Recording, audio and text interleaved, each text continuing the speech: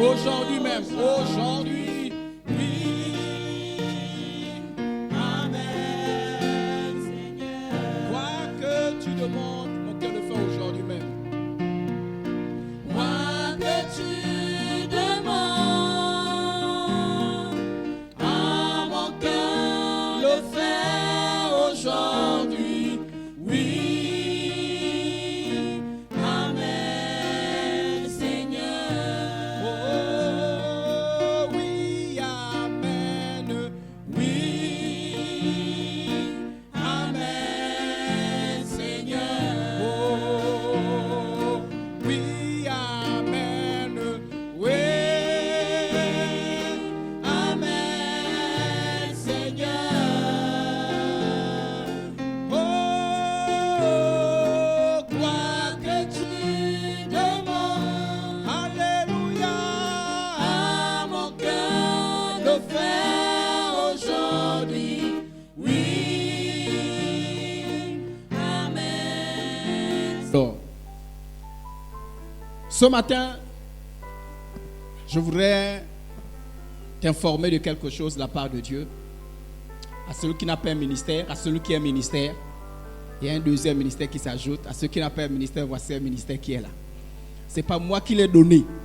Ce n'est pas, oh, le pasteur vient à l'église et le pasteur m'a confié un ministère. C'est un ministère qui nous est confié par le Seigneur. On va lire ensemble 2 Corinthiens, chapitre 5, verset 18. Et tout cela vient de Dieu, qui nous a réconciliés avec lui par Christ. Dieu nous a fait quoi? Dieu nous a réconciliés avec Dieu, nous a réconciliés avec lui-même par Christ. Amen. Donc la première action de Dieu, c'est qu'il nous a réconciliés avec lui. Et la deuxième action, la Bible dit, et qui nous a donné le ministère. Il nous a donné quoi? Qui nous a donné quoi? De la réconciliation. Amen. Dieu t'a donné le ministère de la réconciliation. Donc toi qui dis que tu n'as pas de ministère, voici un ministère qui t'est donné par qui? Ah, c'est pas l'église qui a donné. Hein? Ah, Miv m'a donné le ministère. Ah, le pasteur, c'est Dieu qui a donné. Alléluia.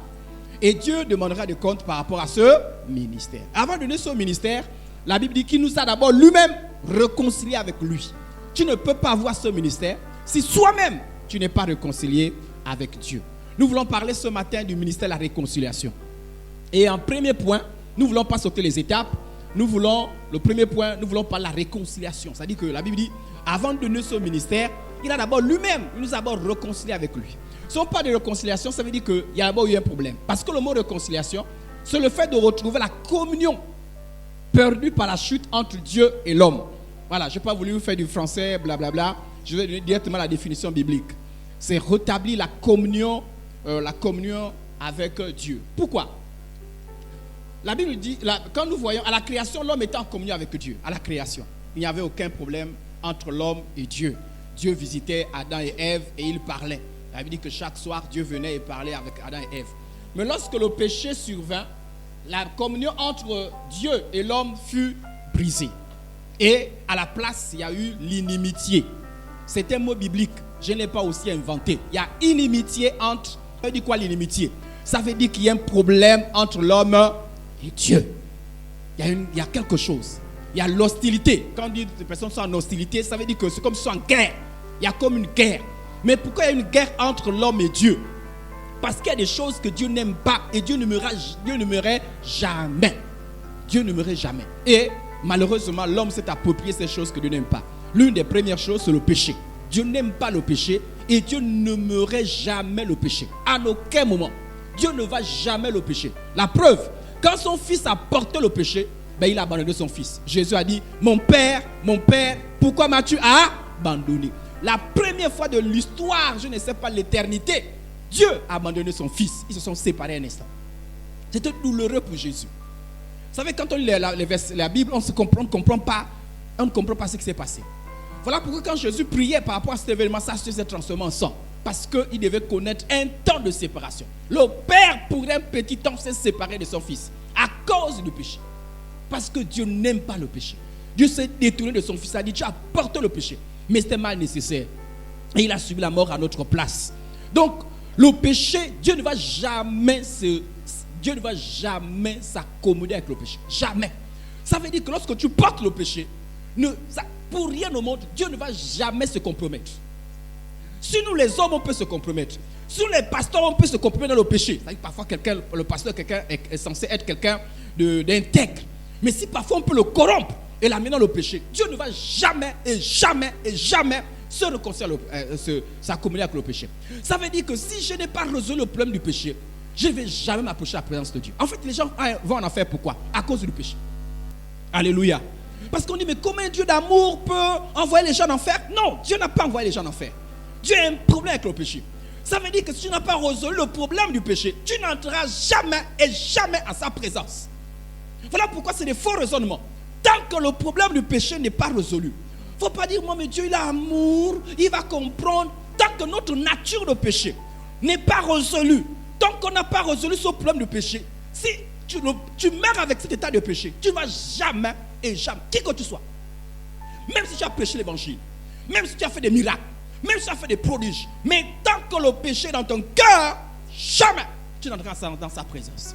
Parce que Dieu est fâché contre le péché, Dieu a horreur du péché, et Dieu, la Bible dit, Dieu est 3 fois saint. Saint, saint, saint. Alléluia.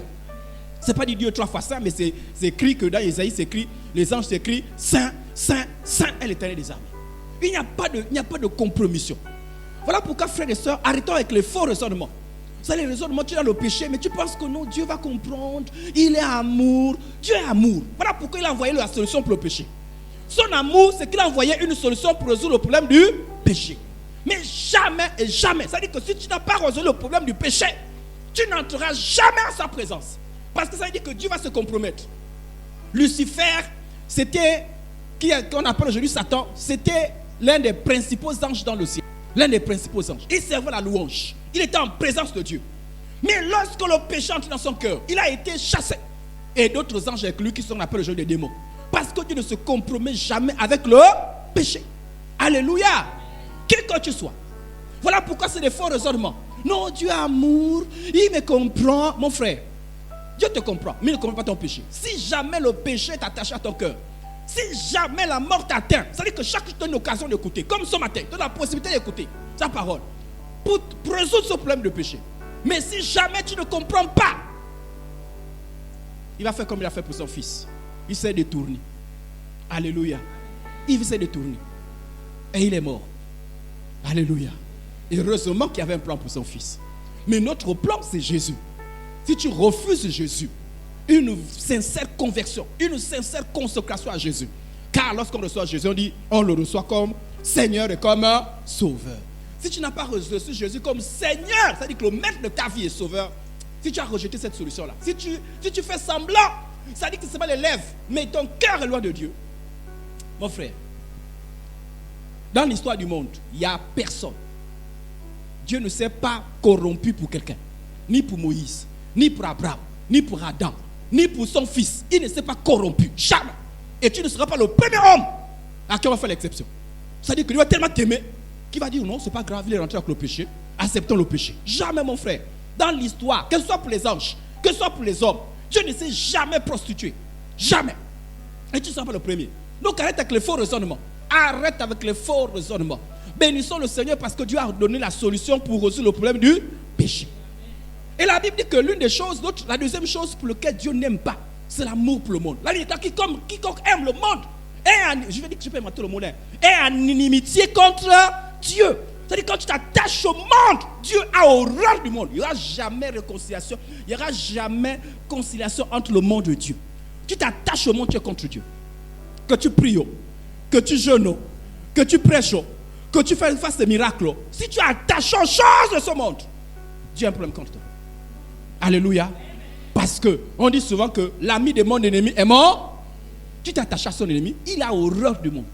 Le monde, c'est le système, tout le système que Satan a mis en place pour contrecarrer l'œuvre de Dieu. Tout ce qui est du monde, c'est établi par Satan. Alléluia. Donc quand tu t'attaches aux choses de ce monde, mon frère, tu as beau être dit, les gens pensent que l'amour de Dieu, c'est avoir... Non, tu me vois là, j'aime Dieu. Quand tu me vois, parfois je pleure. Je suis là. Tu vois, quand j'écoute la louange, je pleure seul. Je dis, oh Dieu, oh Dieu. Ça là, c'est les sentiments humains et Dieu a horreur de ça. Il dit, ce peuple m'honore de lèvres, mais son cœur est loin de moi. Donc, ce n'est pas tes sentiments là. La Bible dit que l'amour de Dieu consiste à garder sa parole. C'est tout. Est-ce que souvent on dit, oh, mais non, telle femme là, elle aime Dieu. Comment tu sais ça? Non, mais tu vois, quand elle danse à l'église, non, la manière dont elle danse, la manière dont elle donne l'argent, elle donne 1 million. Non, la manière dont tu vois, elle est tout le temps à l'église. Non, mais la manière dont quand elle prie, elle pleure. Tous les autres s'arrêtent pour la regarder, pour dire, maman, on n'a jamais vu quelqu'un prier comme ça. Elle saute. C'est pas comme ça qu'on aime Dieu. Ce n'est pas ça aimer Dieu. Devant nous les hommes, ça c'est aimer Dieu. La Bible dit, aimer Dieu, c'est garder ça. C'est tout. Si j'ai regardé sa parole, ça c'est aimer Dieu.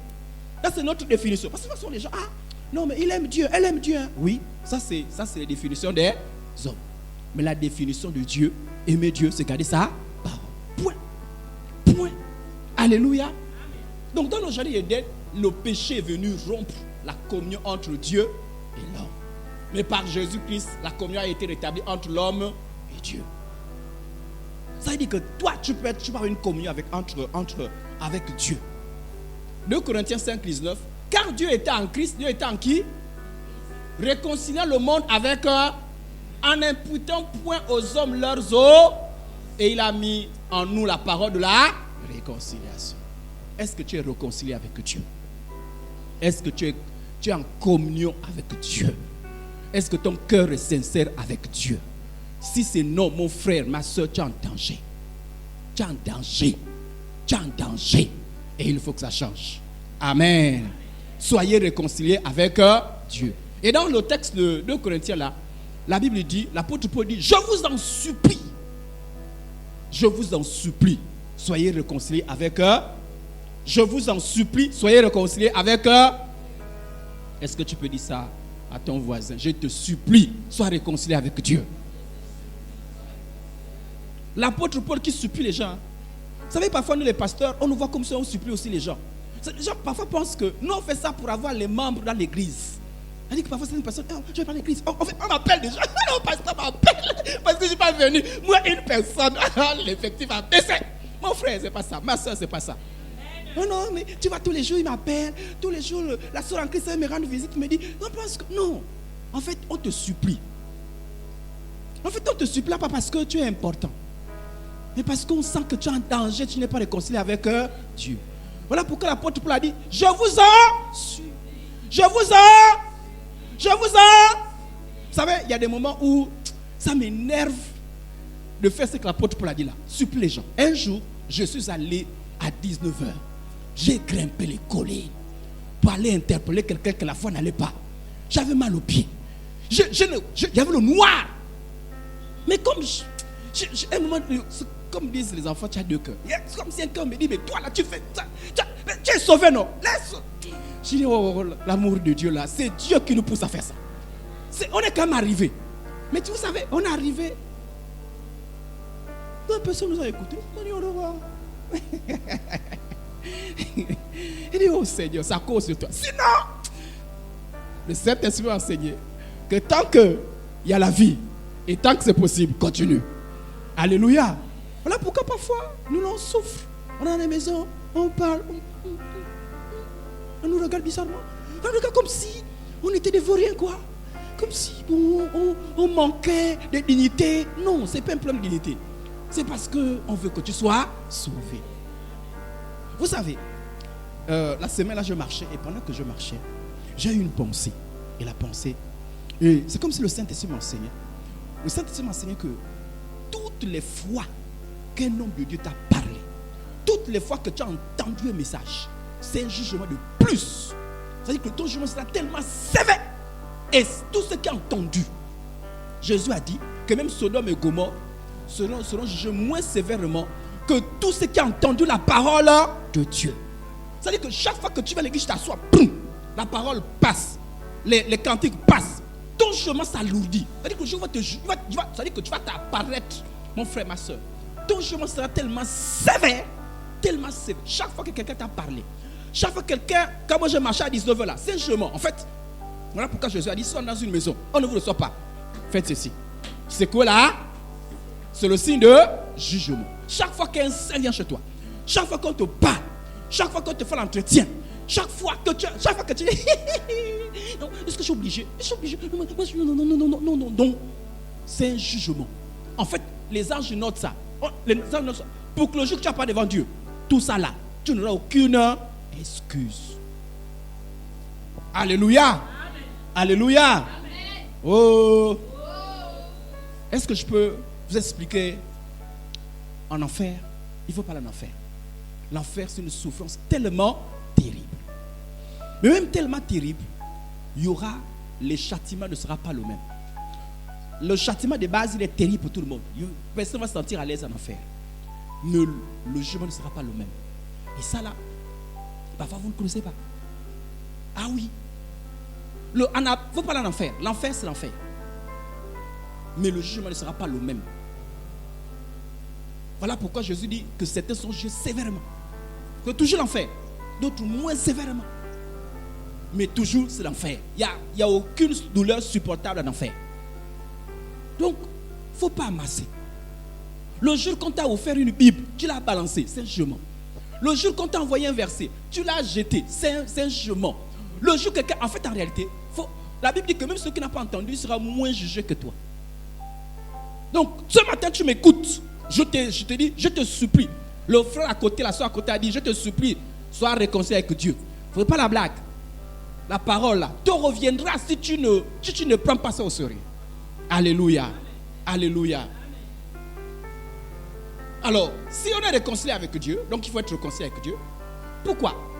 Et j'insiste encore, là maintenant, pour une catégorie des religieux. Parce que non seulement il y a seulement que les païens qui doivent se réconcilier avec Dieu, mais il y a aussi les religieux. C'est qui les religieux? La religion tue. La religion est trompeuse. Pourquoi? Parce que la religion te fait croire que tu es sauvé. Pourquoi? Le religieux, c'est qui? C'est quelqu'un qui vient à l'église, qui prie, qui jeûne, qui fait tout, mais dans l'iniquité. C'est ça la religion. C'est que la religion te fait croire que tu es sauvé. Vous savez, il y a les païens, ils savent qu'ils ne sont pas sauvés. Mais le religieux croit qu'il est sauvé. Jésus a dit que la religion sera tellement, va remplir les cœurs des gens, que certains vont même tuer en pensant rendre un culte agréable à Dieu. Vous imaginez le degré? Ça dit qu'il tue. Jésus n'a pas dit que non. Non, ça dit que Jésus dit, c'est Jésus qui c'est la parole de Jésus. Il dit, ils vont tuer. Mais en tuant, ils pensent rendre un culte agréable à Dieu. Voilà pourquoi la religion, c'est un aveuglement. C'est-à-dire que quelqu'un est religieux, Satan t'a aveuglé. Parce qu'on se demande, mais comment tu ne comprends pas ça? Je vais lire un verset. Et je vais me demander, pourquoi toi tu n'arrives pas à comprendre ça? C'est-à-dire que si le verset ne te réveille pas, c'est que là tu as un problème. Si le verset ne te réveille pas, c'est que tu as un problème. Alors on va lire ensemble. Matthieu 7, verset 21 au verset 22. Ceux qui me disent Seigneur, Seigneur. Ceux qui me disent Seigneur, Seigneur. N'entreront pas tous. N'entreront pas. N'entreront pas. Ah Seigneur. Dans le royaume des... mais qui va rentrer? Mais celui-là qui seul fait la volonté de mort. Seul qui fait la volonté de mort. C'est-à-dire que celui qui prend la parole de Dieu ne blague pas. Pas celui qui choisit les versets. Non, on a dit ne ment pas. Non, regardez, hein. Depuis que j'ai eu la Bible, je ne mens plus. Le mensonge est fini. C'est pas que ça. Non, mais moi, je ne vole plus. Il n'y a pas que ça. Il faut voir tout. Au jeune homme riche, on l'a dit, il a dit commandement. Il dit, j'ai appliqué tous les commandements. Là, vous me voyez là. Il a dit ça à Jésus. J'ai tout fait. Jésus te dit, il te manque une seule. Est-ce qu'on a dit deux? Une seule chose. La seule chose là, la faire répartir. La seule chose. Jésus a dit, vends tout ce que tu as et suis-moi. La seule chose là. Et depuis que je suis pasteur, j'ai vu des gens faire des efforts dans les foi chrétienne. Une seule chose les a coincés. Il y a même des gens qui étaient ici, qui sont partis pour une seule chose. C'est-à-dire que dès que tu as touché la chose, boum, c'est l'idolâtrie. Tu sens que son cœur est attaché là. J'espère qu'une seule chose dans ta vie ne va pas t'envoyer en enfer. Il n'y a pas besoin de deux. Hein. Il n'y en a pas besoin. Chez Dieu, il n'y a pas de 4. Je suis avec Dieu à 99,99999%. Soit c'est 100%, soit tu ne l'es pas. Alléluia. Celui qui fait la volonté, on peut qu'il a les cieux. Plusieurs me diront ce jour, regardez, chacun va venir avec son palmarès. Seigneur, Seigneur, n'avons-nous pas prophétisé par ton? N'avons-nous pas chassé des partons? Et n'avons-nous pas fait beaucoup de miracles partons? La Bible dit. Alors je leur dirai ouvertement, je ne vous ai jamais connu. Retirez-vous de moi, vous qui commettez l'iniquité. Vous voyez les gens qui ont les Bibles, non? Ils ont les Bibles, non? C'est ça les religieux. C'est la Bible. Je vais dire, voyez, c'est une illustration. Jésus qui dit, je pars. Et puis, certains vont dire, on a péché juste un peu. Pardon Jésus, j'ai fait ton œuvre. J'étais à l'église. J'étais présent. Ça ne suffit pas. Si ton cœur n'est pas sincère vis-à-vis de Dieu, tu es dans la religion. Vous savez, la religion trompe. La religion trompe. Et vous savez, les gens les plus difficiles à évangéliser, c'est qui? Ce sont les religieux. Quand tu dis, mon frère, Jésus, oui, je prie, je prie. Et puis, vous là aussi, la question là ne marche plus.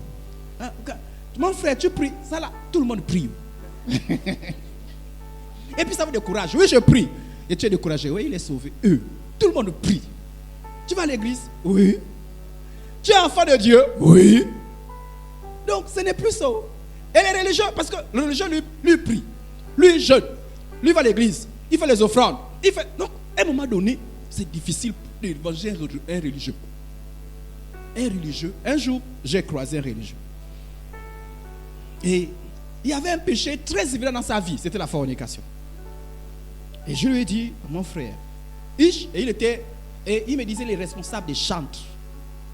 Il allait d'église en église pour gérer les chantres. Il est musicien, il est responsable des chantres. Donc si tu veux une formation de chantre, il m'a dit chez toi, tu veux une formation de chantre, je fais la formation des chantres. J'ai dit, mon frère, mais toi tu n'es pas encore sauvé. Il dit, pourquoi? Mais je vois que tu n'es pas encore sauvé. Il dit, mais pourquoi? J'ai dit, oh, celui qui est sauvé ne demeure pas dans le péché. Il dit, mais tu j'ai dit, toi tu as besoin de réfléchir. Mais tu demeures dans la fornication. Tu es dans la fornication depuis. C'est sûr que la parole de Dieu passe en dessus le cœur. Il m'a dit, non. Non. Attention, on est fiancés. Je dis, bah ouais. Marie et Joseph étaient fiancés, ils étaient vieux pensants. Non, attention, c'est deux cas. J'ai vu ses parents. On est fiancés. Et on a continué, je n'ai pas envie de venir la suite. Mais il est resté là. Il est imperturbable dans son péché. Il dit, oh, mon frère, au revoir, oh.